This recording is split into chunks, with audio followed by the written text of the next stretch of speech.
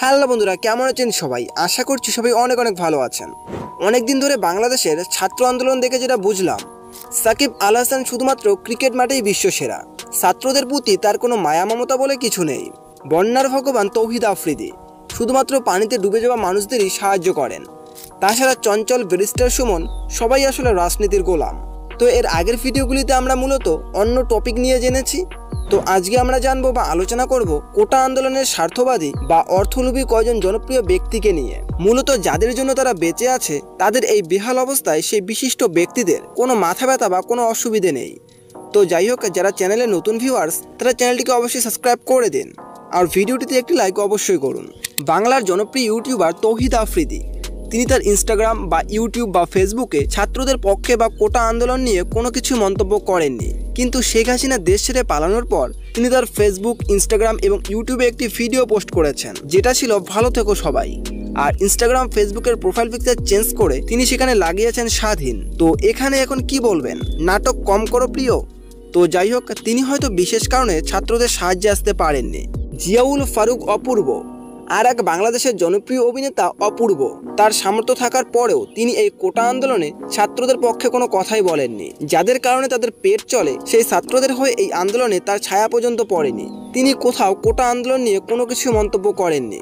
পরে দেশটা যখন ছাত্রদের আয়তায় চলে আসে, তখন তার ফেসবুকে একটা পোস্ট আসে, সেলুট বাংলাদেশ। এরপরেও তিনি অনেক পোস্টই করেছেন, অনেক পোস্ট শেয়ার করেছেন, আবার নিজেও করেছেন।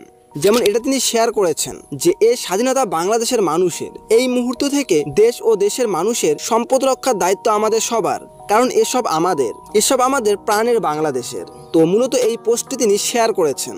এরপর তিনি নিজের অ্যাকাউন্ট থেকে একটি পোস্ট করেছেন, স্বাধীনতা অর্জনের চেয়ে রক্ষা করা কঠিন, লুটপাট বন্ধ করুন, বিজয়ের উৎসব পালন করুন। এরপর রয়েছে বাংলাদেশের জনপ্রিয় ক্রিকেটার লিটন কুমার দাস। তাকেও কিন্তু দেখা যায়নি তার দেশের হয়ে বা তার দেশের ভবিষ্যৎ ছাত্রদের হয়ে কোনো কিছু বলতে বা মুখ খুলতে। আসলে সবাই রাজনীতির শিকার। এদের ব্র্যান্ড প্রমোশন করতে বলো সবার আগে, গ্যাবলিং জুয়ার অ্যাড প্রমোশন করতে বলো সবার আগে, কিন্তু মানুষের পাশে দাঁড়াতে বলো এরা সবার পিছনে। আর সবচেয়ে মুখোশধারী ব্যক্তি হচ্ছে ব্যারিস্টার সুমন, সৈয়দ সাইদুল হক সুমন।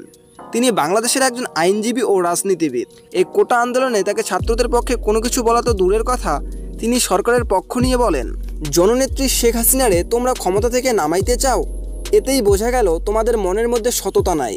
এখন মানুষ কোনটারে গুরুত্ব দেবে, ব্যারিস্টার সুমনের এই ডায়লগ নাকি 2 থেকে 2.5 লাখ ছাত্রের আন্দোলন?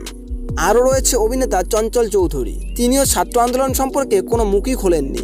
আর রয়েছে বাংলাদেশের সবচেয়ে জনপ্রিয় ক্রিকেটার সাকিব আল হাসান। বাংলাদেশের মানুষের গর্ব সাকিব আল হাসান এখন আর বাংলাদেশের মানুষের গর্ব নন। তিনি একজন স্বার্থলোভী বা অর্থলোভী। তাকে গ্যাবলিং অ্যাড বা যে কোনো ক্ষতিকর অ্যাড প্রমোশনের জন্য বলুন, তিনি এক নিমিষেই রাজি হয়ে যাবেন। কিন্তু ছাত্রদের পক্ষে বলার মতো তার কোনো সময়ই নেই। তো যাই হোক, এখানে অনেকেরই অনেক আইডল থাকতে পারে বা পছন্দের কেউ থাকতে পারে। তো তাদের জন্য সরি অ্যান্ড থ্যাংক ইউ।